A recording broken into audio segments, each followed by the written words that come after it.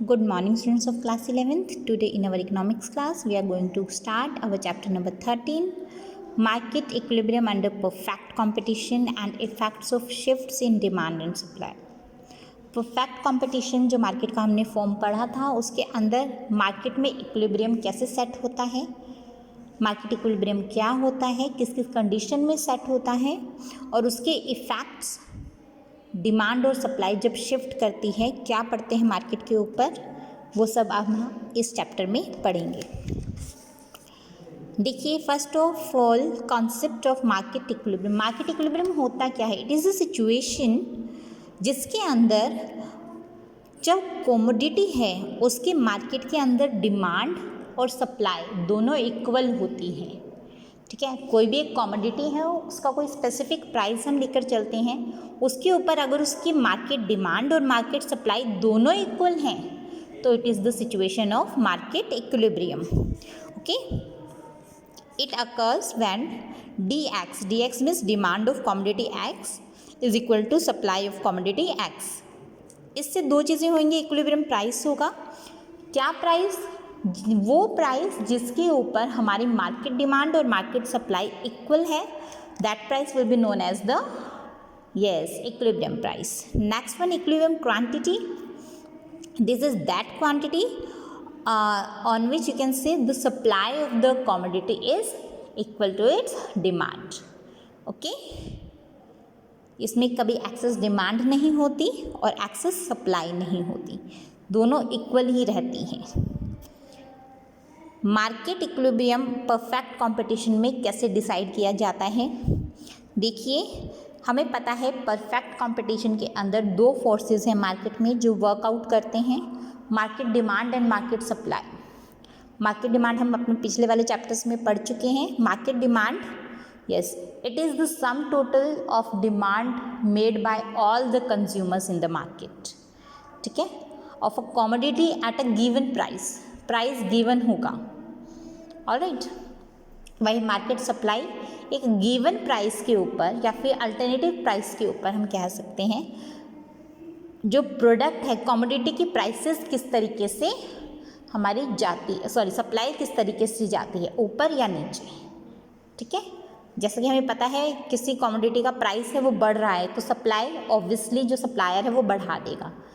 On the other hand, अगर किसी commodity का प्राइस घट रहा है तो उसकी सप्लाई भी मार्केट में घटा देगा। क्यों? उसको प्रॉफिट्स कम मिलेंगे, सप्लायर को तो प्रॉफिट से मतलब है ना। So here market demand refers to the sum total of demand for a commodity by all the buyers in the market and market supply refers to the sum total of supply of a commodity by all the firms in the market.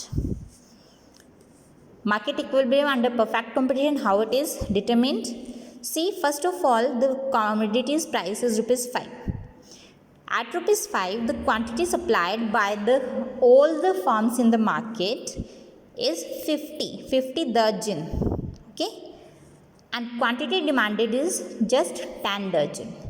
देखिए, ₹5 कीमत होने पर quantity जो supply की जा रही है by all the marketeers is 50 दर्जन और डिमांड इसके सिर्फ 10 दर्जन की है। वहीं जब प्राइस हमने कम कर दिए तो सप्लाई लॉ के अकॉर्डिंग हमारी सप्लाई डिक्रीज़ हो जाएगी, बट हमारा जो लॉ ऑफ डिमांड है उसमें क्या हो जाएगी, जैसे जैसे प्राइस कम होते हैं हमारी डिमांड बढ़ जाती है। ठीक है ना, डिमांड बढ़ गई है, 10 से 20 हो गई है। अब दोबारा हमने 4 से 3 रुपये कर दिया। इस सिचुएशन पे सप्लाई घट जाएगी, लॉ ऑफ सप्लाई के अकॉर्डिंग हमारी सप्लाई मार्केट में घट जाएगी, क्यों? अब कम प्रॉफिट्स मिल रहे हैं। वही डिमांड, लॉ ऑफ डिमांड के अकॉर्डिंग हमारा क्या रहेगा, डिमांड बढ़ जाएगी। तो 3 रुपये कीमत पर 30 दर्जन ही हमारी सप्लाई है और 30 दर्जन ही हमारी डिमांड है। So it is the point of market equilibrium. इसके ऊपर के अगर हम देखें, it is the point of excess supply. These are the points of excess demand. Excess supply क्या होती है? When supply of a commodity is more than its market demand. Okay? जब मार्केट डिमांड से ज़्यादा उसकी सप्लाई होती है, that is known as the excess supply. और जब मार्केट डिमांड से कम सप्लाई होती है उस कमोडिटी की, मार्केट डिमांड से कम कमोडिटी की मार्केट सप्लाई होती है, that is known as the excess demand. This is your graph. O Y axis पे हमने प्राइस लिया है, ओ एक्स एक्सिस पे हमने डिमांड ली है इन दर्जन. दर्जन्स में गिवन है, so we have taken it in dozens. Okay, जब 5 रुपये कीमत थी तो देखिए डिमांड कर्व हमारा सिर्फ 10 पे था, सप्लाई कर्व 50 पे था. ठीक है, जैसे जैसे प्राइसेस कम हुए 5 से 3 पर आए, हमारा यहाँ पे इक्विलिब्रियम सेट हो गया. 30 हो गए दोनों, डिमांड भी और सप्लाई भी. मार्केट डिमांड और supply both are intersecting at ₹30 ना at this point. So it is our equilibrium price and this is our equilibrium price पर हमारा ये मार्केट इक्विलिब्रियम सेट हो रहा है. अजम्पशंस क्या है मार्केट इक्विलिब्रियम के अंडर परफेक्ट कंपटीशन? 3 अजम्पशंस हैं, सिंपल हैं. प्राइस और quantity supply, these are positively related. How? When the price of a commodity is increased, the supply will also get increased. Similarly, when the price of a commodity is decreased, the supply of the commodity will also get decreased. Second assumption, price and quantity demanded. There is a negative relationship between price and quantity demanded. When the price of a commodity is decreased, the demand for the commodity will get increased. On the other hand, when the price of a commodity will get increased, the demand will get decreased. Forces of demand and supply are operating freely. There is no government intervention, no other intervention of other factor. Okay, forces of demand and supply works freely in this market. The 3 assumptions are these. Change in demand and market equilibrium. Demand और market equilibrium में change कैसे कैसे कब कब होगा? देखिए, change in demand के 2 aspect हैं, एक इंक्रीज इन डिमांड, एक डिक्रीज इन डिमांड. ठीक है, इंक्रीज इन डिमांड के केस में डिमांड कर्व राइट की तरफ शिफ्ट कर जाएगा और डिक्रीज इन डिमांड के केस में डिमांड कर्व लेफ्ट की तरफ शिफ्ट कर जाएगा. सिंपल है. देखिए, ये इंक्रीज इन डिमांड है, ये डिक्रीज इन डिमांड है. इंक्रीज इन डिमांड के अंदर क्या होगा? सप्लाई तो अनचेंज रहती है, सप्लाई में कोई चेंज नहीं आया है, but due to an increase in demand the demand curve shift through the right from D to D1. ठीक है, D से D1 पर आ गया. क्यों? क्योंकि जो हमारा डिमांड कर्व है वो शिफ्ट हुआ है just because of decrease in the price. हमें पता है डिमांड कर्व कब शिफ्ट हो. देखिए, सप्लाई में हमारा अदर फैक्टर्स में कोई चेंज नहीं आया है, सप्लाई हमारी सेम रही है, बट प्राइस के कम होने से पहले P1 था प्राइस, सॉरी P था यहाँ पे, P1 नहीं था. ठीक है, P प्राइस था, उस पर हमने क्वांटिटी क्या रखी? Q. P प्राइस पे हमने क्वांटिटी डिमांड की Q. वहीं जैसे ही हमारी, देखिए ध्यान से, जैसे ही हमारे प्राइस थोड़े से बढ़ गए, सप्लाई हमारी प्राइस बढ़ने से बढ़ गई और हमारा जो डिमांड कर्व है सप्लाई बढ़ने से क्या हो गया? क्वांटिटी डिमांडेड बढ़ गई और ये मार्केट इक्विलिब्रियम यहाँ से हो गया, D से D1 पर शिफ्ट कर गया.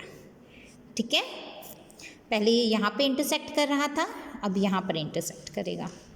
Simple. On the other hand supply curve change नहीं होगा, डिमांड कर्व हमारा यहाँ पर है.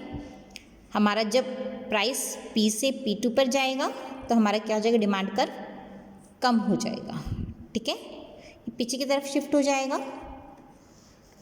दिस इज द डिक्रीज और increase in demand. Clear? Next है change in, sorry, how is new equilibrium struck when demand curve shifts to the left. New equilibrium कैसे बनता है? जब लेफ्ट की तरफ शिफ्ट होता है, वहीं पे बनेगा जहाँ पर हमारा डिमांड और सप्लाई कर्व इंटरसेक्ट करेगा. Okay, change in demand and equilibrium price some exceptional situations. किस सिचुएशन में हमारा डिमांड और इक्विलिब्रियम प्राइस नहीं सेट होता? When supply of the commodity continues to be perfectly elastic. मतलब जो कमोडिटी की सप्लाई है वो परफेक्टली इलास्टिक हो, वो चेंज हो गया according to the price. Okay, when supply of the commodity continues to be perfectly inelastic, या तो परफेक्टली इलास्टिक होगी या परफेक्टली इन इलास्टिक होगी. ठीक है, जब परफेक्टली इलास्टिक होगी उस सिचुएशन में क्या होगा? परफेक्टली इलास्टिक मीन्स इस प्राइस पर सप्लाई हमारी क्या है? कॉन्टीन्यूस है, लगातार चल रही है। थोड़ी सी भी प्राइसेस कम हुए हमारी सप्लाई ज़ीरो पे आ जाएगी। ठीक है, परफेक्टली इलास्टिक है उस सिचुएशन में हमारा ये वाला कर्व क्या हो जाएगा? यहाँ से यहाँ पर दिख जाएगा, और यहाँ पर इनइलास्टिक वाले में यहाँ से शिफ्ट कर जाएगा। ये वाला हम अच्छे से इसको करेंगे पर अपनी नेक्स्ट वीडियो में। ओके, इसको अच्छे से समझेंगे। So that's all for today बेटा। आज का आपका वर्क है इक्विलिब्रियम प्राइस सेट कैसे होता है, increase and decrease in demand, market equilibrium, excess supply, excess demand and it's meaning. ये सब आपको अच्छे से अपने फेयर नोटबुक में नोट्स बनाने हैं और अच्छे से आपको रिवाइज करने हैं। Okay, so that's all for today. Thank you.